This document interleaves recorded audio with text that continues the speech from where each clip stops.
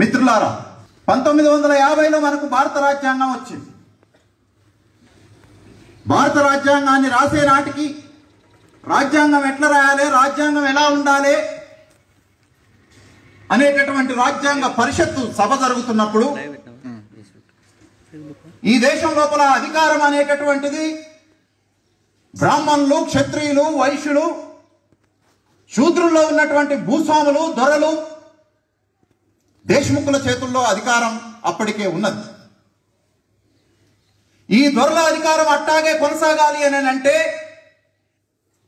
మనుషులందరూ సమానం అనేటటువంటి భావన రావద్దు. ఒక్కసారి మనుషులందరూ సమానమే అని అనుకుంటే రాజ్యాధికారం రాజులది మాత్రమే కాదు, ఈ దేశంలో పుట్టినటువంటి ప్రతి ఒక్కడిది రాజ్యాధికారం అనేటటువంటి ఆలోచన వస్తుంది.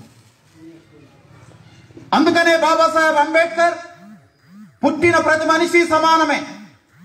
వాడు ఎత్తోడైనా, పొట్టోడైనా, నల్లోడైనా, తెల్లోడైనా, వాడు ఏ ఊరోడైనా, నగరంలో బతికినా, గ్రామంలో బతికినా, ఆడైనా, మగైనా, తక్కువ కులమైనా, ఎక్కువ కులమైనా, మనుషులందరూ సమానమే. ప్రతి ఒక్క మనిషికి ఓటు హక్కు ఉంటుంది. ప్రతి ఒక్క మనిషి ఎన్నికల్లో పోటీ చేసి రాజ్యాధికారాన్ని తన చేతుల్లో పెట్టుకునేటటువంటి అవకాశం ఉంటుంది అనే 1950 రాజ్యాంగంలో చెప్పడానికి ప్రయత్నం చేసింది. రాజ్యం ఏలాలనంటే రాజకీయాలు తెలిసిన వాడు అయి ఉండాలి. బర్రెల కాసేటోడు, గొర్రెల కాసేటోడు, చెప్పులు కుట్టేటోడు, కళ్ళు గీకేటోడు, బట్టలు నేసేటోడు రాజకీయాలు చేస్తే ఇక మేమెందుకు ఈ దేశం లోపల అని చెప్పి చట్టసభల్లో మాట్లాడినటువంటి వాళ్ళు ఉన్నారు. వాళ్ళ తరపునటువంటి మాట్లాడినటువంటి ఒక మొట్టమొదటి వ్యక్తి సర్దార్ వల్లభాయ్ పటేల్. ఈ కూనదేమన్నా ఈ గ్రామానికి 40 ఏళ్ల క్రితం సర్పంచ్ కావటానికి కారణం బాబాసాహెబ్ అంబేద్కర్. బాబాసాహెబ్ అంబేద్కర్ ఆ రాజ్యాంగాన్ని రాసి ఉండకపోతే చట్టబద్ధంగా కూనదేవన్న ఈ గ్రామానికి అధిపతి అయ్యి ఉండబడేటటువంటి వాడు కాదు. అయ్యిండు అని అంటే కారణం అది పటేల్ వల్ల కాదు, గాంధీ వల్ల కాదు, నెహ్రూ వల్ల కాదు, ఇందాక చెప్పినటువంటి ఏ మనిషి వల్ల కాదు, బాబాసాహెబ్ అంబేద్కర్ వల్ల మాత్రమే అది సాధ్యమైంది. మరి బాబాసాహెబ్ అంబేద్కర్ కి ఈ దేశంలో రాజకీయాలు ఎవరైనా చేయవచ్చు, పుట్టుకతో సంబంధం లేదు. ఏ కులంలో పుట్టినా, ఏ మతంలో పుట్టినా, ఆడదై పుట్టినా, మగవాడై పుట్టినా, డబ్బున్నా లేకపోయినా, ధనికుడైనా, పేదవాడైనా, దరిద్రుడైనా, రిక్షా కార్మికుడైనా ఎవడైనా రాజకీయాలు చేయవచ్చు అనేటటువంటి ఆలోచనని భారత రాజ్యాంగంలోకి బాబాసాహెబ్ అంబేద్కర్ తీసుకొని రావడానికి ప్రధానమైనటువంటి కారణం మహాత్మా జ్యోతిరావు పూలే. బాబాసాహెబ్ అంబేద్కర్ పుట్టడానికంటే ముందే మహాత్మా జ్యోతిరావు పూలే మరణించాడు. కానీ మరణించిన మనిషిని కూడా బాబాసాహెబ్ అంబేద్కర్ నా గురువు అని ప్రకటించుకో. బాబాసాహెబ్ అంబేద్కర్ ముగ్గురిని తన గురువుగా ప్రకటించాడు. 1 బుద్ధ భగవాను, 2 మహాత్మా జ్యోతిరావు పూలే, 3 కబీర్. ఈ ముగ్గురిని ఆయన చూడలే. ఈ ముగ్గురిని చూడలేదు. ఈయన పుట్టిన దగ్గర నుంచి మరణించేంత వరకు ఈయనకు పాఠశాలల్లో, కాలేజీల్లో, యూనివర్సిటీల్లో పాఠాలు బోధించినటువంటి వాళ్ళని నా గురువులు అని చెప్పలేదు. కానీ ఆయన జీవితంలో ఎన్నడూ ముఖం చూడనటువంటి వాళ్ళని నా గురువు అని ప్రకటించుకున్నాడు. బాబాసాహెబ్ అంబేద్కర్ ఈ ప్రపంచమంతా గుర్తించదగ్గటువంటి ఈ భారతదేశపు తలరాతని బ్రాహ్మణులు రాసిర్రు అని అంటే దాన్ని చెడిపేసి మనుషులంతా సమానమే, స్వేచ్ఛగా సమానత్వంతో బతికేటటువంటి ఒక సమాజం కావాలి, దాన్ని నిర్మించాలి అని తన జీవితాన్ని మొత్తం కూడా ఈ దేశంలో కోటాని కోట్ల ప్రజల కోసం దారపోసిండు. ఆ దారపోసేటటువంటి ఆలోచన ఎంత గొప్పదైనా ఆ ఆలోచన రావటం లోపల పూలే కృషి, పూలే జీవితం ఉన్నది అని అంటే మనం ఖచ్చితంగా పూలే ఏం చేసిండు అనేటటువంటి విషయాన్ని. ఇంకా కొద్దిమంది మన వాళ్ళు మిత్రులు చర్చ పెడతా ఉంటారు, పూలే గొప్పోడా, అంబేద్కర్ గొప్పోడా. ఈ మాటే పనికి మాలిన మాట. ఈడు గొప్ప, ఆడు గొప్ప అనేటటువంటి చర్చ నీకు నాకు మధ్యన ఘర్షణ తీసుకురావడానికి ప్రయత్నం చేస్తూ ఉంటాం. బాబాసాహెబ్ అంబేద్కర్ స్వయంగా నా గురువు అని ప్రకటించిన తర్వాత గొప్పలు, ఎక్కువలు, తక్కువలు ఏవీ లేవు. ఒక ఆలోచన ఇత్తనము పూలే అయితే ఇది ఒక మహావృక్షంగా అవతరించింది బాబాసాహెబ్ అంబేద్కర్. మిత్రులారా, మహాత్మా జ్యోతిరావు పూలే జీవితాన్ని మనం అర్థం చేసుకుంటే, ఇవాళ ఉక్త సమావేశాన్ని పెట్టుకొని మనం ఏదో మార్పును సాధిద్దామని అనుకుంటున్నటువంటి మీ మొట్టమొదటి అడుగు, మీ తొట్టతొలి నడక, పొరగాడు పుట్టిన తర్వాత, లేకపోతే మనకు దూడ పుట్టితే అది దూడ 1 గంట 2 గంటల తర్వాత లేచి నడక కోసం ప్రయత్నం చేస్తుంటుంది. ఈ నడిచేటటువంటి క్రమం లోపల అది కింద పడతా ఉంటుంది, లేస్తూ ఉంటుంది, కింద పడుతుంది, లేస్తుంది, కింద పడుతుంది, లేస్తుంది. ఆ తర్వాత ఈడికాడికి ఉరుకుతూ ఉంటుంది. మీరు కూడా ఇప్పుడు పడుతూ లేస్తూ ఉండటానికి ప్రయత్నం చేస్తున్నారు. రేపు పరుగులు పెట్టేటటువంటి ప్రయత్నం చేస్తారు. ఈ గ్రామంలో పరుగులు పెట్టడం కాదు, ఈ మండలంలో, ఈ నియోజకవర్గంలో, ఈ మొత్తం జిల్లాలో ముదిరాజులు మిగతా వాళ్ళతోటి కలిపి పరుగులు పెట్టడం కాదు, లాంగ్ మార్చులు చేసేటటువంటి రోజు రావాలి. అది రావాలి అని అంటే ఖచ్చితంగా పూలే జీవితం లోపల ఆయన చేసిందేంది అనేటటువంటి విషయాల్ని మనం తెలుసుకుంటే తప్ప మనకు సాధ్యం కాదు. మహాత్మా జ్యోతిరావు పూలే 1870-60 నాటికే పూనా మున్సిపాలిటీ సభ్యుడైపోయాడు. ఇక ఊహించండి, ఏంటిది మామూలు విషయమా? మున్సిపాలిటీ సభ్యుడు. పూనా అని అంటే కొన్ని వందల సంవత్సరాల చరిత్ర ఉన్నటువంటి మహానగరం. ఆ మహానగరం లోపల బ్రాహ్మణులు, క్షత్రియులు మాత్రమే రాజ్యాన్ని చెలాయిస్తున్నటువంటి కాలం లోపల బ్రిటిష్ సామ్రాజ్యవాదులు కూడా బ్రాహ్మణులకు, క్షత్రియులకు, వైశ్యులకు మాత్రమే ఒత్తాసు పలుకుతున్న కాలం లోపల మహాత్మా జ్యోతిరావు పూలే ఎవడూ లేకుండా తన పక్కనే పూనా మున్సిపాలిటీకి సభ్యుడు కాగలిగి ఎట్ట సాధ్యమైంది? ఏ రకంగా సాధ్యమైంది? ఆ విషయాలు తెలుసుకోవాలి. ఏదో సర్పంచ్ అయ్యండి అని అంటే, ఉత్తుగా అని అంటే కాదు. సరే, ఈ రోజుల్లో ఒక రెడ్డో, ఒక పటేలో ఎవడో సపోర్ట్ చేస్తే మనోడు ఎవడో ఒకడు సర్పంచ్ అవుతా ఉంటాడు. ఈయన సొంతంగా కాలేడు. ఈ ముచ్చట్ని మహాత్మా జ్యోతిరావు పూలే గులాంగిరి అని పుస్తకం రాశాడు. ఆ గులాంగిరి అనేటటువంటి భావాన్ని కన్షిరాము చెంచాగిరి అని రాశాడు. బానిసలు ఎట్టుంటారు? గులాంగిరి అని అంటే బానిస. మనమందరం బానిసలం అవుతున్నాం. మన కాళ్ళ మీద మనం నిలబడాలి, మన వెన్నుముకతోటి మనం నిలబడాలి. మనము మన రాజకీయాలని సొంతంగా చేసుకోవాలి. మన రాజకీయాలు, ఆధిపత్య రాజకీయాల్ని, అగ్రకుల రాజకీయాలని బద్దలు కొట్టి ఒక స్వతంత్రమైనటువంటి స్వేచ్ఛాభావన కలిగినటువంటి రాజకీయాల్ని నిర్మించగలగాలి. ఆ ఆలోచనని మొట్టమొదట ప్రారంభించినటువంటి వాడు మహాత్మా జ్యోతిరావు పూలే. 100-150 ఏళ్ల క్రితం, 130 ఏళ్ల క్రితం మరణించిండని అంటున్నాం. ఇంకంతకంటే ముందు 60 ఏళ్ల చరిత్ర ఉంది పూలే. 60 ఏళ్లలో తన ఒక 20-25 ఏళ్ళు తీసేస్తే ఇంకా ఒక 40 ఏళ్ల చరిత్ర. అంటే 170 సంవత్సరాల క్రితం రాజకీయాలు నడిపినటువంటి వాడు మహాత్మా జ్యోతిరావు పూలే. ఇది ఎట్లా సాధ్యమవుతుంది? ఇవాళ ఈ ఊళ్ళో రాజకీయాలు చేయటానికే తలపానం తోకకొస్తుంది. ఈ చిన్న మీటింగ్ పెట్టుకోవడానికి వారం రోజుల నుంచి, 4 రోజుల నుంచి ప్లాన్ వేస్తా ఉన్నాం. అయినా కూడా అనుకున్న రేంజ్లో రాలేదు. మామ సాయంత్రం కూర్చొని మామవాడు రాలేదురా, మన సంగతి చూద్దామని అనుకుంటా ఉంటాం. 170 ఏళ్ల క్రితం రాజకీయాలు చేసి, ఆ రాజకీయాలు మామూలు రాజకీయాలు కాదు. ఈ దేశాన్ని ఏలుతున్నటువంటి బ్రిటిష్ వాళ్ళతోటి కూడా డైలాగ్ చేసినటువంటి రాజకీయం. ఊళ్ళున్నోతో డైలాగ్ చేయలేకపోతున్నాం. బ్రిటిష్ సామ్రాజ్యవాదులతోటి డైలాగ్ చేసిండు. పూనాలో ఉన్నటువంటి బ్రాహ్మణులకు ఉత్సబడి, పూలేని చూస్తే ఉత్సబడేటటువంటి పరిస్థితిని తీసుకొని వచ్చింది. ఎట్లా సాధ్యమైంది? పూలే పుట్టినటువంటి కులం మాలీ కులం. దాన్ని మనం ఇక్కడ తెలుగు అని అంటాము. ఈ కులమే అక్కడక్కడ అన్ని ప్రాంతాల్లో, కొన్ని ప్రాంతాల లోపల రకరకాలైనటువంటి వృత్తులు చేసుకునేటటువంటి వాళ్ళు ఉన్నారు. ఒక దగ్గర పూలు అమ్ముతారు, ఒక దగ్గర పండ్లు అమ్ముతారు, ఒక దగ్గర చేపలు అమ్ముతారు, ఒక దగ్గర చేపలు పడతారు. రకరకాలైనటువంటి వృత్తులు చేసుకునేటటువంటి దాంట్లో ఉన్నారు. పూలే కుటుంబం కూడా పువ్వులు అమ్ముకొని ఆ పువ్వుల్ని ఆ పూనా నగరంలో ఉన్నటువంటి సంపన్న కుటుంబాల యొక్క గృహాల్ని అలంకరించడం కొరకు ప్రయత్నం చేస్తుండే వాళ్ళు. ఈయన ఇలా అన్న ప్రతిరోజు పువ్వులు తెంపుకొని ఆ పూనాలో ఉన్నటువంటి జమీందారు ఇంటిని అలంకరించడానికి వస్తూ ఉండేవాళ్ళు. అట్లా అట్లా అట్లా అట్లా ఈ పూలమ్మడం వల్ల పూలే అంటే మహారాష్ట్రలో మరాఠీ భాషలో పువ్వులు అమ్మేవాడు, పువ్వుల్ని సరఫరా చేసేటటువంటి వాడు, పువ్వులతోటి జీవించేటటువంటి వాడు అనేటటువంటి అర్థం వస్తుంది మరాఠీ భాష. ఈ పూల వృత్తితోటి ఉన్నాడు కాబట్టి పువ్వుల్ని అమ్మడం చేసిర్రు. ఆ పూలు అమ్మేటటువంటి క్రమం లోపల ఆ పూనాలో ఉన్నటువంటి కొన్ని సంపన్న కుటుంబాల్లోకి పోయి చూసిన తర్వాత పూలేకు జ్ఞానోదయం అయింది. ఏం జ్ఞానోదయం అయింది? ఊరికనే పువ్వులు ఇచ్చి డబ్బులు తెచ్చుకోలే మనలాగా.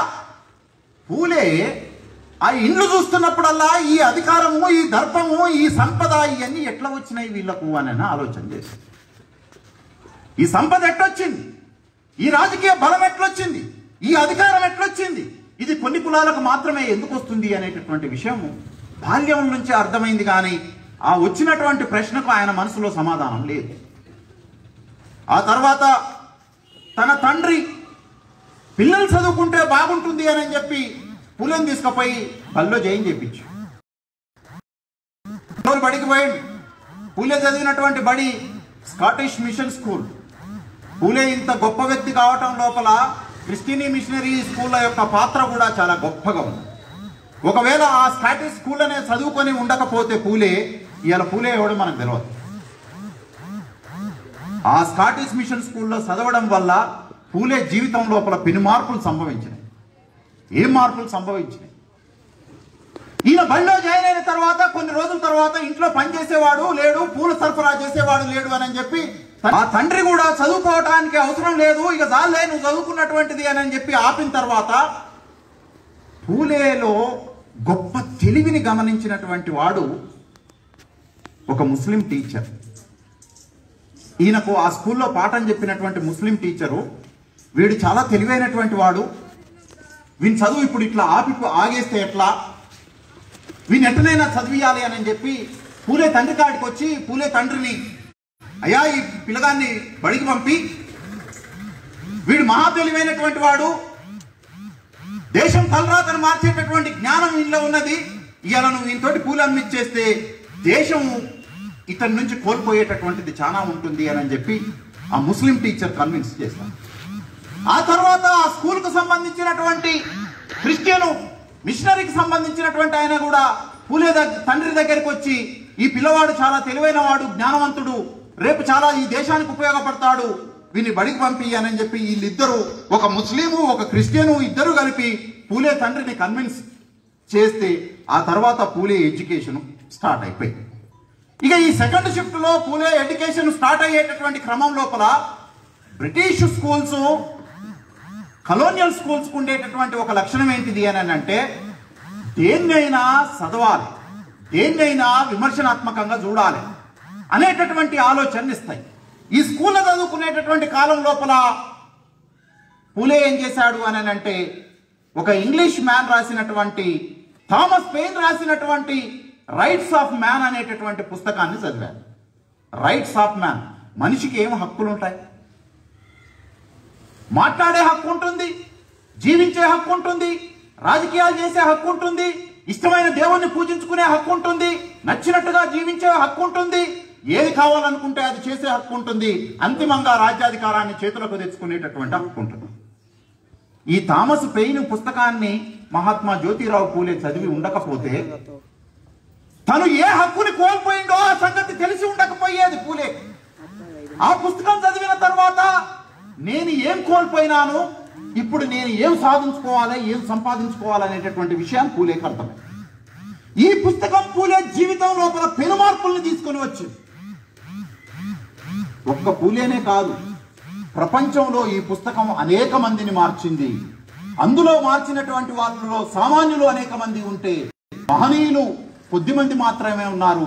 ఆ పుస్తకం చదివి మహనీయులైనటువంటి వ్యక్తుల్లో మహాత్మా జ్యోతిరావు పూలే భారతదేశంలో చాలా ఉన్నతమైనటువంటి వ్యక్తి.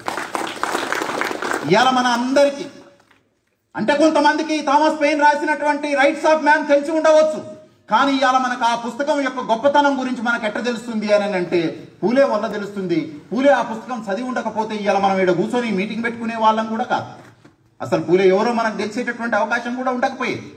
ఈ హక్కులకు సంబంధించినటువంటి ఆలోచన అంతా కూడా పూలే మెదడులోకి ఎక్కిపోయింది.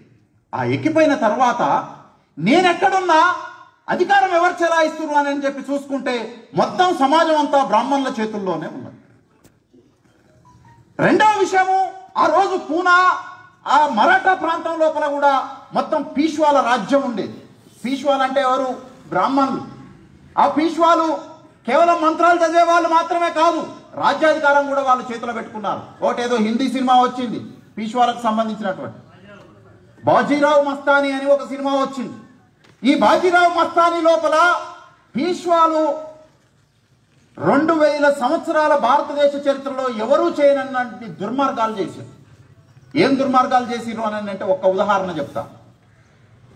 మొగడు చచ్చిపోతే మొగడితో పాటు పెళ్ళాన్ని కూడా ఆ మంటలలో వేసి తగలబెట్టి చంపాలి. శూద్రులు ఎవరు కూడా చదువుకోవటానికి వీల్లేదు. చదువుకుంటే నువ్వు వేదం వల్లిస్తే నీ నేలకం తెగ్గొస్తా, నువ్వు వేదాన్ని వింటే నీ చెవుల్లో సీసం పోస్తా. మీరు చేపలు పట్టాలి, కళ్ళు గీకాలి, బట్టలు నేయాలి, చెప్పులు తయారు చేయాలి, కానీ పుస్తకాన్ని పట్టుకునేటటువంటి హక్కు ఎవడికి లేదు. ఎవడన్నా పుస్తకం పట్టుకున్నట్టుగా కనపడితే వానికి అతి భయంకరమైనటువంటి శిక్షల్ని అమలు చేసినటువంటి కాలం. మరి మీరు అడగొచ్చు, ఇంత భయంకరమైనటువంటి శిక్షలు ఉంటే మరి పూలే కూడా శూద్రుడే కదా, పూలే ఎట్ట చదువుకున్నాడు అని చెప్పి అడగచ్చు. పూలే పుట్టడానికంటే ముందే బ్రిటిష్ వాళ్ళు ఒక చట్టం తీసుకొని వచ్చారు. ఆ చట్టంలో ఏముంది అని అంటే, చదువుకోవడానికి ప్రతి ఒక్కరికి హక్కు ఉంటుంది, కులంతో సంబంధం లేకుండా, ఆడామాగాతోటి సంబంధం లేకుండా, మతంతో సంబంధం లేకుండా విద్య ఎవరైనా చదువుకోవచ్చు అనేటటువంటి బ్రిటిష్ వాళ్ళు ఒక చట్టాన్ని తీసుకొని వచ్చారు. 1813 చార్టర్, బ్రిటిష్ చార్టర్ యాక్ట్ అని తీసుకొని వచ్చారు. ఈ చట్టం వచ్చిన తర్వాత పూలే పుట్టాడు. ఆ చట్టం మూలంగా మహాత్మా జ్యోతిరావు పూలే చదువుకోవడానికి అవకాశం ఉంది. ఈ ముచ్చట్లన్నీ నేను చెప్పట్లేదు మిత్రులారా, ఈ ముచ్చట్లన్నీ మహాత్మా జ్యోతిరావు పూలేనే చెప్పాడు. ఎందుకు చెప్పాడు అని అంటే కూడా నేను కారణం చెప్తాను. ఈ దేశం లోపల పూలే ఉన్న కాలం నాటికి స్వాతంత్రోద్యమం అని నడుస్తాం. ఈ స్వాతంత్రోద్యమాన్ని నాయకత్వం వహిస్తున్న వాళ్ళంతా కూడా బ్రాహ్మణులే. ఈ బ్రాహ్మణుల యొక్క ఆలోచన ఏంటి అని అంటే, ఈ దేశం నుంచి బ్రిటిష్ వాళ్ళని తరిమివేసి ఈ దేశ రాజ్యాధికారం బ్రిటిష్ వాళ్ళ చేతుల నుంచి మనం తీసుకోవాలి. ఇక్కడ ఉన్నటువంటి పశువులతో పాటు మనుషులు ఉన్నారు, ఈ పశువులు కూడా పరశువులతోటే సమానము, వీళ్ళని మనమే అలాగే బ్రిటిష్ వాడు ఏంది వీళ్ళని ఏలుడు, ఈ రాజ్యాధికారం మనం చేతుల్లో ఉండాలి అని అనుకున్నాం. మీరు ఊహించరు అప్పుడు పూలే ఏమన్నాడు అని అంటే, బ్రిటిష్ వాళ్ళు ఈ దేశం వదిలిపెట్టి పోవద్దు, మీరు ఈ దేశంలోనే ఉండండి, మీరుంటేనే మేము ఇక్కడ స్వేచ్ఛగా బతకగలుగుతాం, మీరు ఉండటం మూలంగానే ఇవాళ నేను ఇంగ్లీష్ మీడియం చదువుతా ఉన్నాను, మీరు లేకపోతే నేను ఈ బడిలో చేరేటటువంటి అవకాశం నాకు దొరకకపోయేది, మీరుండబట్టే నేను ఈ పూనా మున్సిపాలిటీ సభ్యుని కాగలిగినాను, లేకపోతే నాకు అవకాశం దొరకకపోయేది, మీరుండబట్టే ఈ దేశం లోపల చదువు లేని స్త్రీలకు కూడా చదువు చెప్పించేటటువంటి ఏర్పాటు చేస్తున్నాను, మీరుండబట్టే ఈ దేశం లోపల మొగడు చచ్చిపోతే పెళ్ళాన్ని కూడా తగలబెట్టకుండా తిరిగి ఆమెకు సొంత జీవితం ఉన్నది, ఆమె మళ్ళీ వివాహం చేసుకోవచ్చు. కాబట్టి ఈ దేశం నుంచి బ్రిటిష్ వాళ్ళు వెళ్ళిపోవద్దు, మనం ఒకవేళ ఈ దేశం లోపల బ్రాహ్మణులంతా బ్రిటిష్ వాళ్ళకు వ్యతిరేకంగా పోరాటం చేస్తున్నారు స్వాతంత్రం పేరుతోటి, ఇదంతా దొంగ స్వాతంత్రము అని అన్నాడు. ఇదంతా దొంగ స్వాతంత్రం. ఎట్లాంటి స్వాతంత్రం అని అంటే, మనం తెచ్చుకున్నటువంటి తెలంగాణ ప్రత్యేక రాష్ట్రం లాంటి స్వాతంత్రం. ఏం తెచ్చుకున్నాం తెలంగాణ, ఏం తెచ్చుకున్నాం? మీరు చేపలు పట్టే వలలు తీసుకొని వచ్చి ఇట్లా వేసినట్టు తెలంగాణ కోసం చేశారు. ఇంకొక ఆయన కళ్ళు గీసేటటువంటి దాన్ని పట్టుకొని తెలంగాణ కావాలన్నాడు. ఒక గొల్లైన గొర్రెలు తీసుకొని వచ్చి తెలంగాణ కావాలని అన్నారు. చెప్పులు కుట్టుట ఆయన వచ్చి గూటం వేసుకొని వచ్చి చెప్పులు కుట్టుకుంటా తెలంగాణ కావాలన్నాడు. ఒక డప్పు కొట్టుకుంటా వచ్చిండు. ఇన్ని చేస్తే తెలంగాణ వచ్చింది. మరి ఇవాళ నీకేమొచ్చింది, ఆయనకేమొచ్చింది? ఆయన చేతుల్లోనేమో అధికారం ఉన్నది, నీ చేతిలో ఏమీ లేదు. ఈ ముచ్చట్ని పూలే 150 ఏళ్ల క్రితం ఆలోచించాడు. బ్రిటిష్ వాళ్ళు ఈ దేశాన్ని వదిలిపెట్టి పోవద్దు, వాళ్ళు గిన ఈ దేశాన్ని వదిలిపెట్టి పోతే ఇప్పుడు మనం పొందుతున్నటువంటి సౌకర్యాలన్నీ మనం ఉంచిపోతాయి, బ్రాహ్మణులు వాళ్ళ ఆధీనంలోకి తెచ్చుకుంటారు, మనం చదవనియ్యరు అని. ఎందుకు? ఈ 1813 బ్రిటిష్ చార్టర్ చట్టం రావడానికంటే ముందు చదువుకోవడానికి ఎవరికి హక్కు లేదు. మీరు చదవద్దు, మీరు కుల వృత్తులు చేసుకొని బతకాలి. అట్లాంటి కుల వృత్తులు చేసుకొని బతికేటటువంటి మనుషుల్ని బయటికి తీసుకొని వచ్చి ప్రతి ఒక్కడు చదువుకోవచ్చు అనేటటువంటి భావాన్ని తీసుకొని వచ్చాడు. అప్పుడు మహాత్మా జ్యోతిరావు పూలే బ్యాంకుల దగ్గరికి పోయాడు. బ్యాంకుల పని ఏందండి? రైతులకు లోన్లు ఇవ్వాలి కదా. ఇప్పుడంటే కోఆపరేటివ్ సొసైటీ ఉన్నది, భూమి ఉన్న ప్రతి ఒక్కడికి లోన్ ఇస్తున్నారు. మరి అంతకుముందు కోఆపరేటివ్ సొసైటీలు రావడానికంటే ముందు బ్యాంకులలో డిపాజిట్లు ఎవరి? బ్యాంకుల నుంచి అప్పులు తీసుకునేది ఎవరు? భూస్వాములయ్యే. ఈ బ్యాంకులు ఎట్లా తెలిసినాయి? మన డబ్బుతో తెలిసింది. మన డబ్బుని బ్యాంకులో డిపాజిట్ పెట్టాం, మన డబ్బు అని అంటే నువ్వు పోయి అకౌంట్ ఓపెన్ చేయాల్సిన అక్కర్లేదు. నువ్వు కొన్న ప్రతి పైసా నుంచి వచ్చినటువంటి లాభం నుంచి ఈ దేశం లోపల బ్యాంకులు ఎస్టాబ్లిష్. ఆ బ్యాంకుల నుంచి అప్పులు తీసుకునేదంతా భూస్వాములు, రెడ్డి దొరలు. చెరుకు తోటలు వేసుకుంటారు, పసుపు తోటలు వేసుకుంటారు, వ్యవసాయ పంటలు పండిస్తారు, వాణిజ్య పంటలు పండిస్తారు. ఈ బ్యాంకుల నుంచి అప్పులంతా తీసుకుంటారు, ఆ బ్యాంకులకు అప్పులు ఎగ్గొడతారు. బ్యాంకు మెట్లు ఎక్కలేదు మీ తాతలు మీ తండ్రులు. ఇప్పుడు మీరు బ్యాంకు దగ్గర దాకా పోతా ఉన్నారు. మహాత్మా జ్యోతిరావు పూలే ఏమన్నాడు అని అంటే, బ్యాంక్ అనేది పుట్టినటువంటి ప్రతి ఒక్కడికి అప్పునియ్యాలి, సహాయం కావాలన్నటువంటి ప్రతి ఒక్కడికి అప్పునియ్యాలి. కానీ మీరు ఈ దేశం లోపల బ్యాంకుల్ని నెలకొల్పి బ్రాహ్మణులు, క్షత్రియులు, వ్యాపార వర్గాలైనటువంటి కోమట్లకు మాత్రమే బ్యాంకులు ఒత్తాసు పలుకుతూ ఉన్నాయి. ఈ బ్యాంకింగ్ వ్యవస్థ లోపల చాలా సంస్కరణలు రావాల్సినటువంటి అవసరం ఉన్నది. ఈ బ్యాంకులు మా శూద్ర కులాల్లో ఉన్నటువంటి రైతులకు కూడా అప్పులు ఇవ్వాలి, లోన్లు ఇవ్వాలి అనేటటువంటి దాన్ని పెట్టాడు. ఇప్పుడు మనకు బ్యాంకులు లోన్లు ఇస్తుంది. ఇప్పుడు రైతు బంధు పథకాలు వచ్చినాయి. ఈ రైతు బంధు పథకాల గురించి, బ్యాంకు లోన్ల గురించి 150 ఏళ్ల క్రితం మహాత్మా జ్యోతిరావు పూలే హంటర్ కమిషన్కి ఇచ్చినటువంటి రిపోర్ట్లో మాట్లాడాడు. మాకు స్కూళ్ళు కావాలి, ప్రభుత్వం నడుపుతున్నటువంటి సంస్థల లోపల మా శూద్ర వర్గానికి కూడా ఉద్యోగాలు చేసుకోవడానికి అవకాశం ఇవ్వాలి అని. ఉద్యోగాలు ఇవ్వాలి, మేము రాజకీయ నాయకులకు కావడానికి అవకాశాలు ఇవ్వాలి, మా పిల్లలు చదువుకోవడానికి అవకాశం ఇవ్వాలి, ప్రభుత్వం పెద్ద ఎత్తున పాఠశాలలు నెలకొల్పాలి, ఈ పాఠశాలలకు ఫండింగ్ నిధుల్ని కూడా ప్రభుత్వం ఏర్పాటు చేయాలి అని చెప్పి అడిగాడు. ఆయన ఏమన్నాడు అని అంటే, ఆడామగకు తేడా లేదు అనేటటువంటి ముచ్చట నేను మాట్లాడాను. ఇది నేను చెప్పినటువంటి ముచ్చట కాదు. ఈరోజు కూడా మన ఇంట్లో మన చెల్లెనో మన బిడ్డనో ఇంటర్మీడియట్ వరకు చదివితే, డిగ్రీ వరకు చదివితే ఇక ఈమె చదివి పీకేదేమున్నది, పెళ్లి చేసేస్తానని మనం అనుకుంటున్నాం.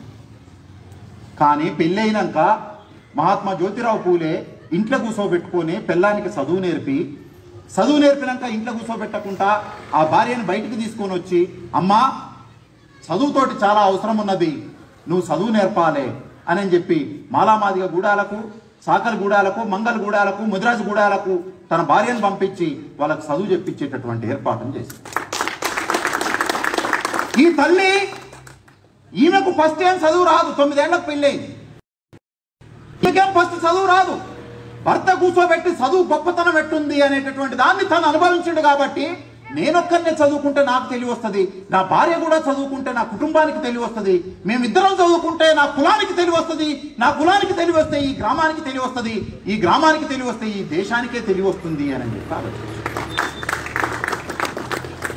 మనమేమనుకుంటాం, తెలివి మనకే ఉండాలి, ఇంకొకరికి ఉండొద్దు అని అనుకుంటాం.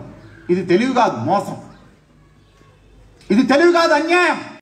లేకపోతే ఊళ్ళో ఉన్న సేటు మాత్రమే సుభిక్షంగా ఉంటాడు, లేదంటే ఊళ్ళో ఉన్న దొరవారు మాత్రమే సుభిక్షంగా ఉంటాడు. వాడేమో చాలా సుఖంగా ఉంటాడు, మనం ఎందుకు ఉండము? కారణం అని అంటే వాడికి చదువు వచ్చింది, లెక్కలు వచ్చినాయి, అన్ని వచ్చినాయి కాబట్టి వాడు ఎట్ట దోపిడీ చేయాలనేటటువంటి సంగతి వాడి కథ. మనం కూడా దోపిడీ చేయటం మొదలు పెట్టినాం అనుకో, వాని దోపిడీ తగ్గుతుంది. అంటే దీని అర్థం దోపిడీ చేయమని పూలే చెప్పిండని కాదు. జ్ఞానం ఎట్లా ఉంటుందో తెలుసుకోవాలి. జ్ఞానం ఒక్కడి సొత్తు కాదు, జ్ఞానం అందరి సొంతం కావాలి అనేటటువంటి విషయాన్ని చెప్పాడు. ఈ అమ్మని మొత్తం చదివిపించిన తర్వాత, ఆమెకు ట్రైనింగ్ చేయించిన తర్వాత, ఆమెను పోయి చదువు చెప్పు అమ్మా అని అంటే ఆమె రోజు ఆ గూడాలకు పోయి చదువు చెప్పడానికి పోతా ఉంటే బాపనోళ్ళు ఏమన్నారనంటే, ఇది దరిద్రపు ముండా, ఊరికి ఈ పూనా నగరానికి పట్టినటువంటి దరిద్రం, ఇది ఆడోళ్ళకు చదువులు నేర్పుతుందట అని. ఈ పీష్వాలు మొగడు దస్తు పిల్లాన్ని తగలబెట్టేటటువంటి కాలం లోపల ఎవరిని తగలబెట్టొద్దు, ప్రతి ఆడోళ్ళకు కూడా చదువుకునేటానికి అవకాశం ఉండాలి అని చెప్తున్నప్పుడు ఈ ముండా కొడుకు ఈ పిల్లాన్ని చదివించిండు. అంటే మనకు కూడా ఎట్టుంటుంది అని అంటే, ఎవరన్నా మన ఇంట్లో రాజకీయాలు చేయడానికి ఆడవాళ్ళు వచ్చారు అనుకో, ఇక అది చెడిపోతారని అనుకుంటాం మనం. ఎవరైనా ఆడవాళ్ళు బయటికి వెళ్ళిరానని అనుకో, అది తెగబడ్డది అని అనుకుంటాం. తప్పు.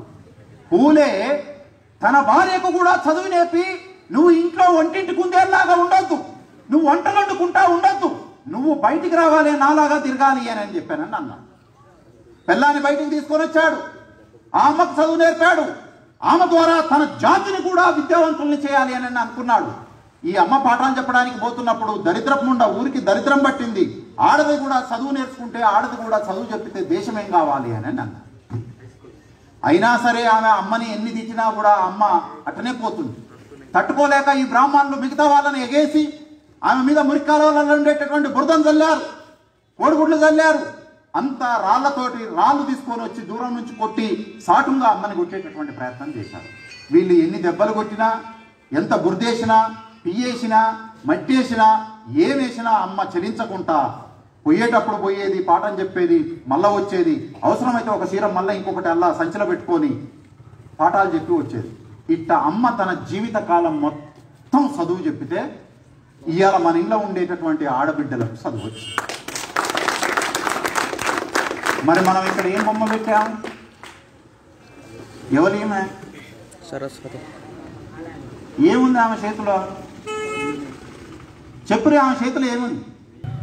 మీ పిల్లలకు చదువు నేర్పియాలని మొట్టమొదటి రేసి చేసేటటువంటి ప్రయత్నానికి మీరు బాసరకు పోవద్దు. ఈ అమ్మ దగ్గరికి రా. ఇట్లాంటి బొమ్మలు మీ ఇళ్లలో ఉంటే తీసి తగలబెట్టి పగలగొట్టి. ఆమెకు చదువు రాదు, ఆమెకు సంగీతం వచ్చు. మరి మీ పిల్లలకు సంగీతం నేర్పిద్దాం అనుకుంటున్నారా, చదువు నేర్పిద్దామని అనుకుంటున్నారా? సంగీతమే చదువు అయిపోయేటట్టయితే మరి ఈ సార్లు కూడా ఏదో ఒక సంగీత పరికరం పట్టుకుంటే అయిపోయేది. వీళ్ళు పుస్తకాలు పట్టుకొని చదువుకొని ఉద్యోగం కావాలని వీడి దాకా ఎందుకు వచ్చారు? వీళ్ళేమో ఉద్యోగాలు చేయాలి, పుస్తకాలు పట్టుకోవాలి, స్కూళ్ళల్లో బొమ్మలు మాత్రం సంగీతం చెప్పేటటువంటి వాళ్ళను. మరి ఈమె ఎందుకు పెట్టాలి? ఊళ్ళో ఉన్న పెద్ద మాదిగా తీసుకొచ్చి డప్పు కొడుతున్న బొమ్మ పెట్టేస్తే అయిపోతుంది కదా. అయినా ఆయన జమిడిక వాయించేటటువంటి తీసుకొచ్చి పెట్టుకుంటే సరిపోతుంది కదా. ఊళ్ళో ఏమన్నాడు అనంటే, మన కులం లోపల కూడా బ్రాహ్మణుడు మెదడులో కూర్చుంటాడు.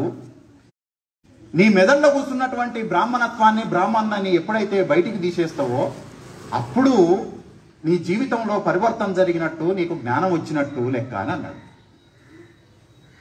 ఒక దిక్కు సావిత్రిబాయి అమ్మ, ఇంకో దిక్కు ఈమె. ఈ దొంగ కథలు మనకొద్దు. ఫెయిర్గా ఉండాలి, నిజాయితీగా ఉండాలి, కమిటెడ్గా ఉండాలి. నీకే కాదు, ఈ దేశానికి ఇవాళ ఈ దేశం లోపల స్త్రీలంతా ఉన్నతమైనటువంటి స్థానాలలో కూర్చున్నారు. ఈ దేశం లోపల సగం మంది స్త్రీలు ఇవాళ మనకి ఊర్లలో పాఠశాలల్లో మగ టీచర్లు ఎక్కువ కనపడతా ఉన్నారు. కానీ మీరు హైదరాబాద్ వస్తే 99 టీచర్స్ అంతా కూడా ఆడోళ్లే ఉంటారు స్కూళ్ళల్లో. ఈ 99% మంది స్కూళ్ళల్లో ఉండేటటువంటి టీచర్లు ఆడజాతి నుంచి రావటానికి కారణం సావిత్రిబాయి అమ్మ. లేకపోతే ఈ దేశం తలరాత మారేది కాదు. మరి మనం ఏం ఆలోచిస్తున్నాం? అసలు ఆమె ఉందా? ఏడ పుట్టింది ఆమె? ఎవరికి పుట్టింది ఆమె? ఏం చదువుకున్నది ఆమె? ఎక్కడ ట్రైనింగ్ చేసింది ఆమె? ఇంగ్లీష్ భాష వచ్చా, సంస్కృతం వచ్చా, తెలుగు వచ్చా, తమిళం వచ్చా, లంబాడి భాష వచ్చా, ఎరకల భాష వచ్చా? ఏం భాష ఆమె? ఏ భాషతో ఆమె మనకు టీచ్ చేసింది? నీ తాతలకు ముత్తాతలకు నీ తండ్రులకు ఎప్పుడన్నా ఆమె చదువు చెప్పిందా? చెప్పలే. చెప్పినమ్మ ఈడ ఉంది. మన జాతికి ఉన్నటువంటి ఒక దౌర్భాగ్యము, కృతజ్ఞత లేని జీవితం ఏంటిది అనంటే, మన కోసం ఎవడైతే జీవితాన్ని త్యాగం చేసుకుంటాడో మనం వాడిని గుర్తు చేసుకోం. మనని ఎవడైతే దోపిడీ చేయాలని కోరుకుంటామో వాని బొమ్మ తెచ్చుకొని మన ఇంట్లో పెట్టుకోం. అసలు దొంగలు వాళ్ళు కాదు, మనకే మనం శత్రువు. మనకే మనం శత్రువు. నీ మెదడు శత్రువు ఆపరేట్ చేస్తున్నాడు, నీ జ్ఞానాన్ని శత్రువు ఆపరేట్ చేస్తున్నాడు. పూలే మన కులంలో పుట్టిండు కాబట్టి మనం అందరం పూలేలం కాం. పూలే మన రక్తం కాబట్టి మనం అందరం పూలే ఇష్టం కాం.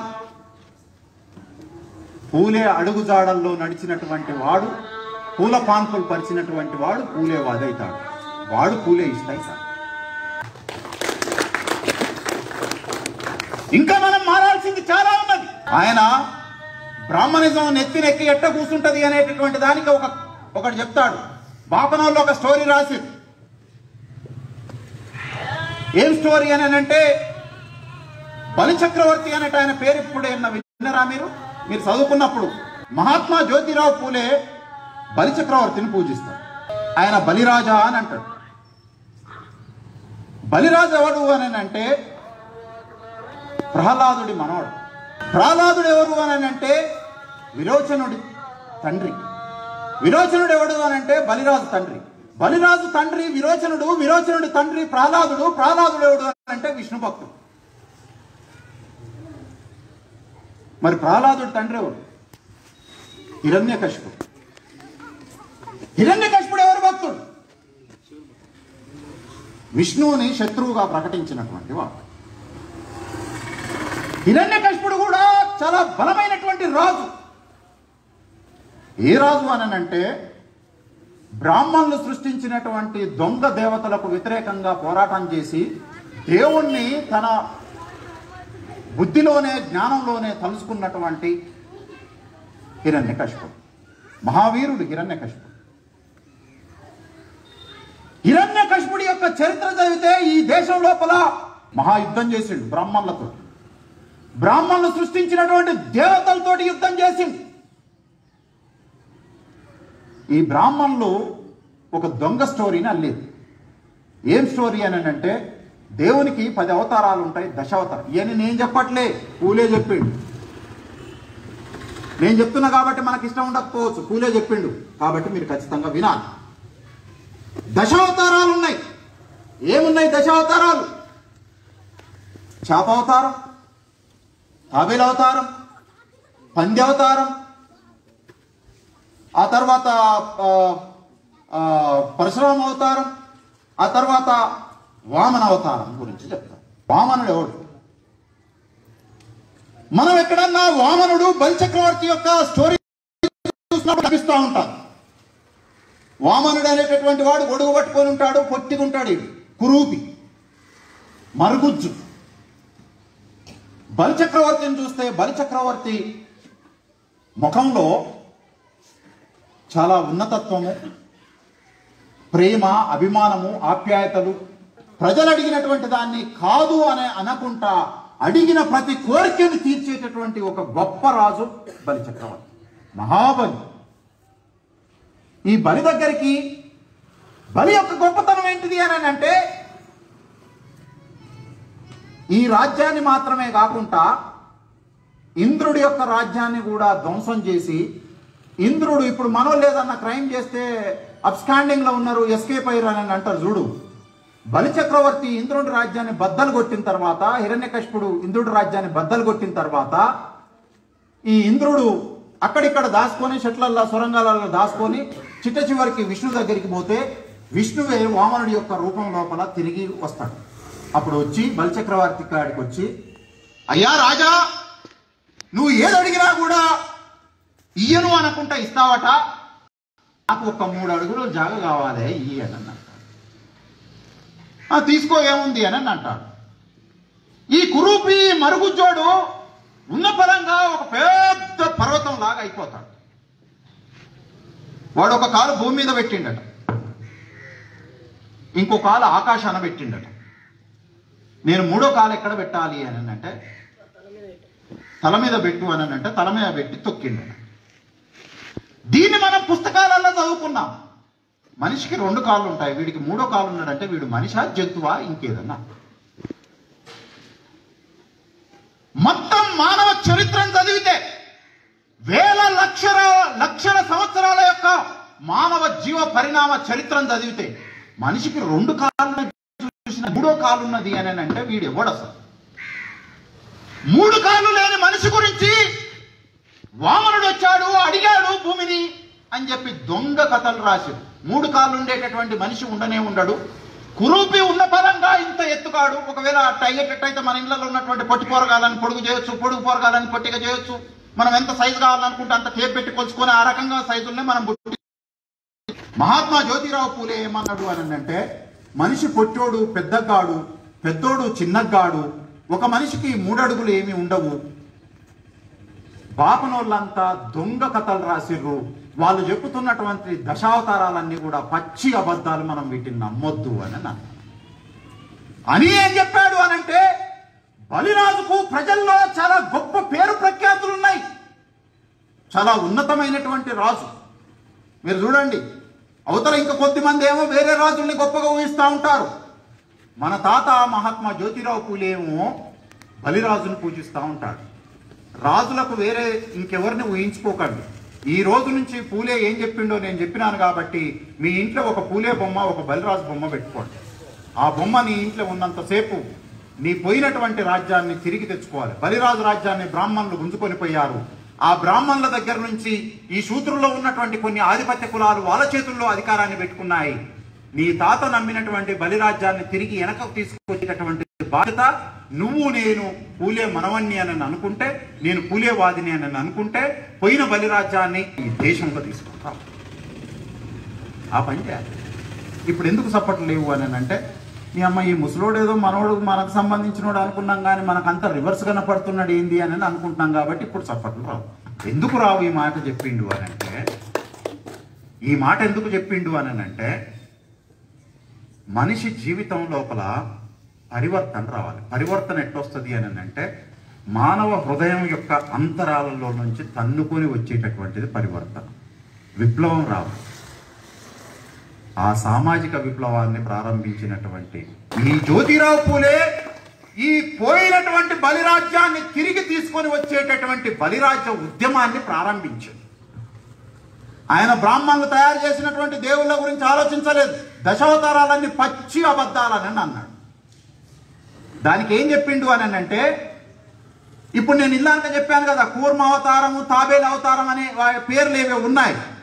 ఈ పేర్లని పూలే ఏమంటాడు అని అంటే, అసలు ఈ అవతారాలు కాదు, మన శూద్రుల్ని చంపి మన రక్తం మన జీవితాన్ని మొత్తం కూడా ధ్వంసం చేసి మన మీద యుద్ధం చేసినటువంటి ఆర్యులు వాళ్ళ సైన్యాలకు పెట్టుకున్నటువంటి బాపన వల్ల పేర్లు అయ్యి అని అంటాడు. ఇప్పుడు మీరు చెప్తున్నటువంటి వామనుడు, గండ్రగొడ్డలు పట్టుకొని తిరిగేటటువంటి పరశురాముడు, వాడు ఒక యూస్లెస్ ఫెలో, తల్లిని చంపుతాడు. ఇవి నేను చెప్పట్లే, పూలే చెప్పాడు. పూలే శిష్యుడు బాబాసాహెబ్ అంబేద్కర్ చెప్పాడు. అంటే ఇక్కడ అంతిమంగా పూలే మాట్లాడింది ఏంటిది అని అంటే, దేవుడు ఉన్నాడు సృష్టికర్త. పూలే దేవునికి వ్యతిరేకం కాదు, కానీ ఆయన దృష్టిలో దేవుడు అని అంటే క్రియేటర్, ఆయనకు రూపం లేదు. ఈ సృష్టిని సృష్టించినటువంటి వాడికి ఒక రూపం లేదు. ఆ దేవుడు అందరినీ సమానంగా సృష్టించింది. కానీ ఈ బ్రాహ్మణులు దేవుని పేరు చెప్పి మనల్ని అసమానం చేస్తున్నారు.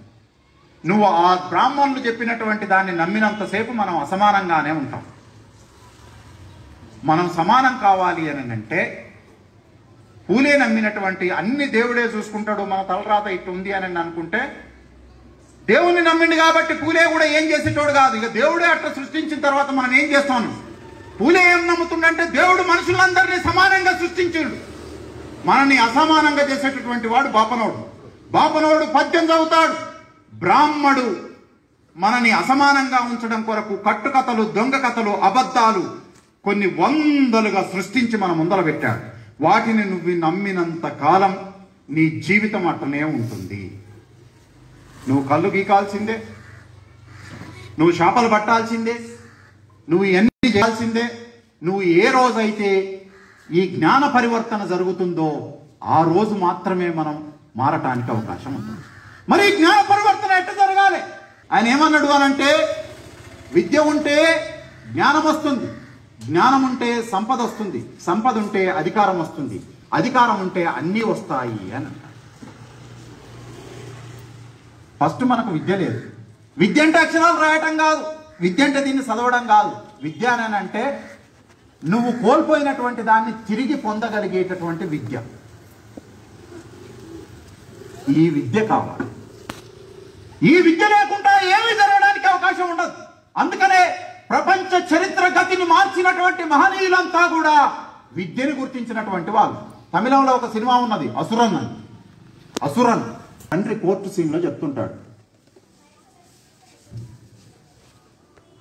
అరే మన దగ్గర ఉంటే భూములు ఉంటే గుంజుకుంటారు, మన దగ్గర బంగారం ఉంటే గుంజుకుంటారు, మన దగ్గర ఆస్తులు ఉంటే గుంజుకుంటారు, కానీ బిడ్డ మన దగ్గర చదువు ఉంటే దాన్ని ఎవడు గుంజుకోలేడురా. కత్తి తీసి పక్కన పడేసి కలం పట్టుకో బిడ్డ, దీన్ని ఎవ్వడూ గుంజుకోలేడురా మన నుంచి. ఇది మన చేతుల్లోకి వస్తే మన బతుకే కాదు, ఈ దేశం బతుకు మనలాగా ఈ దేశంలో ఉన్నటువంటి కోట్లాది మంది బతుకుని మార్చొచ్చురా అని అంటారు. 150 ఏళ్ల క్రితం చదువుకి ఇంత చరిత్ర ఉంటుంది అని చెప్పిండు. అప్పుడు మనం ఎవరం అర్థం చేసుకోలేదు. ఇవాళ చదువు గొప్పతనం అనేది ఏంటిదో మనకు సినిమా రూపంలో వచ్చింది. ఇవాళ చదువు గొప్పతనం ఏందో భారత రాజ్యాంగాన్ని రాసి దొరని ఇంట్లో బెండ పెట్టేటటువంటి ఒక వ్యవస్థ ఇవాళ మన చేతులకు వచ్చింది. మరి ఈ మహనీయులు చదువుకొని ఉండకపోతే ఇవాళ మీరు కుర్చీలో కూర్చునేటోళ్ళు కాదు, నిన్న ఈయన కుర్చీలో కూర్చునేటోడు కాదు. నేను కూడా మా అయ్య నాకు చదువు చెప్పించి ఉండకపోతే నేను ఇవాళ వీడికి వచ్చి ఇది మాట్లాడేటోడిని కాదు. మన తలరాత కాదు, మనలాగా ఈ దేశంలో ఉన్నటువంటి కోట్లాది ప్రజల యొక్క తలరాతల్ని మార్చగలిగేటటువంటి ఒక జ్ఞాన సిద్ధాంతాన్ని పూలే ఇచ్చాడు. చదువుకు ఆయన ఇచ్చినటువంటి ప్రాధాన్యత ఇంకెవరు ఇయ్యలేదు. ఎందుకు అనంటే చదవడం వల్లనే ఆయన జీవితం మారింది, చదవడం వల్లనే అంబేద్కర్ జీవితం మారింది, చదవడం వల్లనే ఈ దేశపు జీవితాన్ని మార్చేసింది. జ్ఞానము లక్షల కత్తుల్ని నరుకుతుంది, కత్తి ఒక్కనే నరుకుతుంది. బాబాసాహెబ్ అంబేద్కర్, మహాత్మా జ్యోతిరావు పూలేలు జ్ఞాన ఖడ్గాలు ఈ దేశంలో లక్షల బ్రాహ్మణ మెదళ్లను తునాతునకలుగా నరికిపెట్టింది. ఇలా మనం అందరం చదువుకొని ఈయన కూర్చున్నాం. నేను అసిస్టెంట్ ప్రొఫెసర్, నాయన ఈయన సర్పంచ్ అయ్యిండు, ఎమ్మెల్యేలు అయ్యారు, ఎంపీలు అయ్యారు, ఇవాళ ఒక ఆయన ప్రైమ్ మినిస్టర్ అయ్యిండు. ఆయన తల తీసుకుపోయి బాబాసాహెబ్ అంబేద్కర్ పాదాల దగ్గర పెట్టి, అయ్యా నువ్వు ఈ రాజ్యాంగం రాసి ఉండకపోతే నేను ప్రైమ్ మినిస్టర్ అయ్యేటోని కాదు అని అన్నాను. మరి ఆ రాజ్యాంగం లేకపోతే ఏమి లేవు, ఇవాళ మీకు పాయింట్లు లేవు, మీ చేతుల సెల్ ఫోన్లు లేవు, ఏమి లేవు. ఇప్పటి వరకు మనం పొందింది కొంచెమే. చివరిగా నేను ఒక మాట చెప్పేది ఏంటిది అని అంటే, మీకు బాపనోళ్ళే లేరుగా సార్, నువ్వు ఇంతసేపు బాపనోళ్ళ ముచ్చట ఎందుకు చెప్తున్నావు మాకు అని. పూలే ఏమంటాడు అని అంటే, బాపనోడు అన్ని చోట్ల ఉండడు, వాళ్ళు ఏదో దేవుంది కూడా కథ చెప్పడానికి ఇందుగలడు అందు లేదు, ఎందెందు వెతికినా అందందు గలడు అని ఒక పద్యం ఉంటుంది. బ్రాహ్మణిజం మనకు మనిషి రూపంలో కనపడదు, ఆలోచన రూపంలో కనపడుతుంది. అది మెదడుని ఎక్కి కూర్చుంటుంది, ఆ మెదడు మనతోటి పని చేపిస్తుంటుంది. పూలే ఈ మాట చెప్పేమంటాడు అని అంటే, బ్రాహ్మడు భౌతికంగా అన్ని చోట్ల ఉండడు, బ్రాహ్మడు నీ నెత్తిల్నే ఎక్కి కూర్చుంటాడు. నీ నెత్తిలోకి వెళ్ళి వాడిని దించినటువంటి రోజున నువ్వు బ్రాహ్మణులు చెప్పినటువంటి తలరాతలు మారుస్తాం. అరే ఈ తలరాతలు కాదురా, బ్రాహ్మణులు రాసినటువంటి ఒక దుర్మార్గపు రాతలు, ఈ బ్రాహ్మణిజాన్ని ధ్వంసం చేసేటటువంటి ఒక ఆలోచన. మీరు కత్తులు అని అంటే ఇనుము రూపంలో ఉంటుంది, దానికి పదులుంటుంది అని అనుకుంటున్నారు. ఒరిజినల్ కత్తి మహాత్మా జ్యోతిరావు పూలే.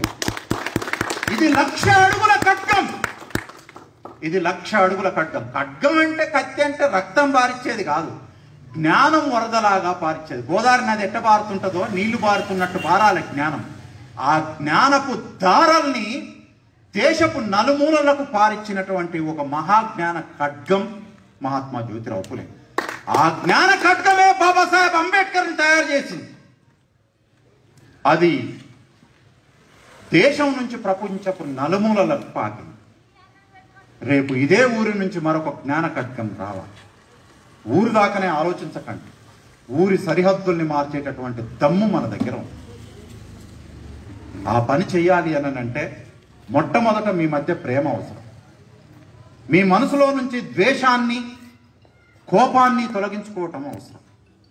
ఆ ద్వేషాన్ని, కోపాన్ని, అసహ్యాన్ని, కుట్రని, కుతంత్రాల్ని, దోపిడిని, వీటినన్నిటిని తొలగించుకుంటే రేపు రాబోయే ఒక 4-5 ఏళ్లనే ఈ ఊరు, ఈ ప్రాంతంలో మొత్తంలో ఒక ఆదర్శం అవుతుంది. ఆదర్శక్రమం అంటే రోడ్లు బాగుండటం కాదు, బుద్ధి బాగలేనంత కాలం రోడ్లు బాగుంటే ఏమవుతుందిరా, మన ఎదవ బతుకు కాకపోతే. రోడ్లు ఉండు, సార దొరకుడు, మందు దొరకుడు, అన్ని ఏ వస్తువు అడిగితే ఆ వస్తువు దొరకుడు, అది కాదు అభివృద్ధి అని అంటే. జ్ఞానం వికసించడం అభివృద్ధి. ఆ జ్ఞానాన్ని వికసించేటటువంటి ఒక మహా ఉద్యమాన్ని పూలే ప్రారంభించాడు. ఆ ఉద్యమం ఈ ఊరిలో ముదిరాజులకు మాత్రమే ఆగిపోకుండా మీ ప్రాంతంలో ఉన్నటువంటి మొత్తం ముదిరాజులు పూలే బాటలు నడవడానికి, పూల బాటలో నడవడానికి మీరు ఎంత కృషి చేస్తారో ఈ 4-5 ఏళ్లలో మనం గమనిద్దాం. మీరు ఆ మార్గంలో ఉంటారని ఒక్క మాట చెప్పి నేను ముగిస్తాను. మనం వ్యక్తిని ద్వేషించేది కాదు. మహాత్మా జ్యోతిరావు పూలే బ్రాహ్మణుల గురించి, వాళ్ళ యొక్క దుర్మార్గాల గురించి మన కళ్ళకు కట్టినట్టు చూపెట్టండి. మొగడు చచ్చిపోతే బ్రాహ్మణ ఆడవాళ్ళని తగలబెట్టేవాళ్ళు. ఈయన రోడ్డు మట్టిట్ట నడుచుకుంటూ పోతుంటే ఒక భర్త తెచ్చినటువంటి బ్రాహ్మణ స్త్రీని చెట్టు కట్టేసి ఆమె చుట్టూ కట్టెలు పేర్చి కిరోసిన్ పోసి తగలబెట్టడానికి ప్రయత్నం చేస్తారు. ఎందుకంటే మొగడు తెచ్చిన ఆడది బతుకుండదు. ఈయన పోయి వాళ్ళతోటి లొల్లి పెట్టుకొని బాపనోళ్ళతోటి ఆమె కట్లిప్పి ఆమెను తన ఇంటికి తీసుకొచ్చుకొని గర్భంతో ఉన్న స్త్రీ వాళ్ళు ఆమెనే చంపట్లేదు, ఆమె లోపల ఉన్నటువంటి ఇంకో బిడ్డను కూడా చంపుతాం. తన ఇంటికి తీసుకొని వచ్చి ఆమెకు సొంత బిడ్డలాగా అన్ని చేసుకొని ఆమెకు పురుడు పోసి ఒక బిడ్డని కంటది. ఆమె మగపిల్లవాడు, వాడి పేరు యశ్వంతరావు అని పెట్టుకుంటారు. యశ్వంతరావు అని ఇద్దరు భార్యాభర్త కష్టపడి డాక్టర్ని చేసిర్రు. వాడు పుట్టుక బ్రాహ్మణ పుట్టుక అయినా కూడా మహాత్మా జ్యోతిరావు పూలే సొంత బిడ్డలాగా పెరిగాడు. పూలే దంపతులకు పిల్లలు లేరు. పూలే అమ్మని ఎన్ని మాటలు అన్నారో మీకు తెలియదు. గుడ్రాల ముండ, ఈ ముండ చదువు చెప్పబట్టే పిల్లలు పుట్టట్లేదు. దీనికి ఆడది చదువుకుంటే పిల్లలు పుడతారు అని చెప్పి ఎన్ని మాటలు అన్నారు. అన్ని భరించింది. ఏ మూఢనమ్మకాలని నమ్మలేదు, జ్ఞానాన్ని నమ్మింది. జ్ఞానానికి నిలువెత్తు నిదర్శనంగా ఉన్నటువంటి తన భర్తను నమ్మింది. భర్త అడుగుజాడల్లో నడిచింది. రేపు మన బిడ్డలు కూడా ఈ శూద్ర కులంలో ఒక దరిద్రం పాడైంది. ఈ మాలామాదిగలు, గౌండ్లోళ్ళు, ముద్రాసోళ్ళు, ఈ గొల్లోళ్ళు మన జీవితం అంతా కష్టం చేయటం, తాగటం, తినటం, పిల్లల కొట్టడం. మరి మన తాత మన అవ్వని ఎంత ప్రేమగా చూసుకున్నాడు. అవ్వ ఏడుస్తుంటే గుండెలకు కత్తుకొని, సావిత్రి నువ్వేం బాధపడకు, నేను నీకున్నా, నువ్వు నా బిడ్డవి, నేను నీ బిడ్డని, బిడ్డలు లేరని నువ్వు బాధపడకు. ఈ దేశంలో కోట్లాను కోట్ల బిడ్డలు ఉన్నారు. ఆ బిడ్డలంతా మన బిడ్డలే. రక్తం పంచుకొని బిట్టిన బిడ్డలు లేరు అని చెప్పి నువ్వు బాధపడకు. మన బిడ్డలు చాలా మంది ఈ దేశం లోపల ఉన్నారు. వాళ్ళ భవిష్యత్తుని, ఒకవేళ మనకు బిడ్డ పుడితే మనం ఆ బిడ్డను ఎట్లా చూసుకుంటామో, ఇవాళ మనకు పుట్టని బిడ్డల్ని కూడా మన సొంత బిడ్డల్లాగా చూసుకోవాలి అని చెప్పి వందలు వేల మంది ఆడపిల్లల్ని, తండ్రులు లేని, తల్లులు లేని, మొగుడు తెచ్చినటువంటి స్త్రీలని అందరినీ దగ్గర తీసుకొని తన సొంత బిడ్డ, తన బిడ్డకు పరాయి బిడ్డ అనేటటువంటిది అసలు ఏ మాత్రం తేడా లేకుండా బిడ్డల భవిష్యత్తుని కాపాడినటువంటి మహాదంపతులు వాళ్ళు. నీ అమ్మ వీళ్ళు లేకుండా మన ఇంట్లో ఈ దరిద్రం అంతా ఎందుకు? ఆ దరిద్రం ఉంటుంది కాబట్టి మన ఆలోచనలలో కూడా స్వార్థమే ఉంటుంది. మన ఆలోచనలలో స్వార్థం పోవాలంటే మనం అందరం ఐక్యంగా ఉండాలి అని అంటే నీ మెదళ్లకు తాత అమ్మమ్మ వచ్చినాడు మనం అందరం సక్కంగా ఉంటాం. అప్పటిదాకా ఏది ఉండదు. మహామేధావి బాబాసాహెబ్ అంబేద్కర్ పూలేని గుర్తించాడు. బాబాసాహెబ్ అంబేద్కర్ పూలే గురించి మాట్లాడిన తర్వాత అమెరికా నుంచి పూలే మీద రీసెర్చ్ చేయడానికి వచ్చాడు. అప్పటిదాకా పూలే గురించి ఎవరు చెప్పలే. ఎందుకు అనంటే తన ముద్రాజు కులంలో చదువుకున్నాడు లేడు, పూలే జీవిత చరిత్ర రాసేటోడు లేడు. అయితే పూలే ఇంత కష్టపడ్డా, జనం కోసం ఎంత కష్టపడ్డా ఆయన జీవిత చరిత్ర ఎక్కడ లేకుండా పోయింది. బాబాసాహెబ్ అంబేద్కర్ పూలే గురించి తెలుసుకొని, పూలే చాలా గొప్ప విప్లవకారుడు, అసలు ఆయనే నా గురువు, ఇయ్యాలి నేను ఇట్లా కావడానికి కారణం ఆయనే అని చెప్పిన తర్వాత అమ్మ అంబేద్కరే పెద్ద తోపని అనుకుంటే ఈయననే గురువుగా భావించినటువంటి వ్యక్తి ఉన్నాడట. ఆయన గురించి రీసెర్చ్ చేద్దామని అమెరికా నుంచి, లండన్ నుంచి వచ్చి రీసెర్చ్లు చేయటం మొదలుపెట్టి ఆ తర్వాత వాళ్ళంతా కూడా పూలేయిస్టులైపోయి వాళ్ళు కూడా బలిరాజా ఉద్యమాన్ని నడుపుతారు. బలిరాజు బొమ్మ తెచ్చి పెట్టుకోరు మీ ఇంట్లో. ఈ పనిని చేయాలి. రాజకీయ అధికారం దానికి అదే తన్నుకుంటూ వస్తుంది. ఎట్టరాదో చూద్దాం. ఈ లోపు చేయాల్సినటువంటి పనులు చాలా ఉంటాయి. తెలివి లేకుండా ఆవేశంగా కొన్ని పనులు చేయొద్దు. ఆలోచించి ఎట్లా పవర్ని తీసుకొని రావాలో, ఎట్టెట్ట చేయాలో. ఇప్పుడు ఉత్తరప్రదేశ్లో, బీహార్లో బీసీలకు అధికారం రావడానికి, కర్ణాటకలో బీసీలకు అధికారం రావడానికి, తమిళనాడులో బీసీలకు అధికారం రావడానికి ఆ రోజు పూలే చేసిన మార్గమే కదా ఇవాళ దేశంలో ఒక 10 రాష్ట్రాల్లోనైనా బీసీలకు చేతుల్లో అధికారం కూర్చొని ఉండటానికి. సమాజం మార్చేటటువంటి బాధ్యతని మనం నెత్తుకోవాలి. మనం ఎంత కమిటెడ్గా పనిచేస్తామని. వాడు ఇవన్నీ అరే ఇలా పూలే వర్ధంతి చేసిరట, ఎవడురా ఇల్లా అని అంటే పలానోడు సీనిగాడట మొత్తం ఇదే నడిపించిండు మామ అంటే, సీనిగాని సాయంత్రం పిలిచి క్వార్టర్ మూత ఓపెన్ చేసి అరే ఏంద్రా మరి పెళ్లికి డబ్బులు ఉన్నాయా లేవా, ఇగో ఈ 50,000 తీసుకో మంచిగా అని అంటే ఇక దీన్ని మొదలుపెట్టినోడే రేపటి ఉరుకుతాడు. అట్లా కాదు. కసి, కమిట్మెంటు, తపన అవన్నిటిని పెట్టుకొని మనం చేయాల్సినటువంటి అవసరం ఉంటుంది. అట్లా చేసిన రోజున మనము చాలామంది మనుషులకు ఆదర్శంగా మారేటటువంటి ఒక పరిస్థితి వస్తుంది. అందరికీ జై పూలే, జై భీమ్. మీతోటి ఇంతసేపు నా ఆలోచనలు పంచుకోవటానికి సహకరించినటువంటి మిత్రులకు, నిర్వాహకులకు, ఆర్గనైజర్స్కు, మీరు నాకంటే చిన్నవాళ్ళు కావచ్చు, పెద్దవాళ్ళు కావచ్చు, ఏదైనా మనం మన తాత మన తండ్రి వేసినటువంటి అడుగుజాడల్లో నడవాలని, నడుస్తారని నాకు ఈ చిన్న అవకాశం కల్పించినటువంటి మీకు అందరికీ ధన్యవాదాలు.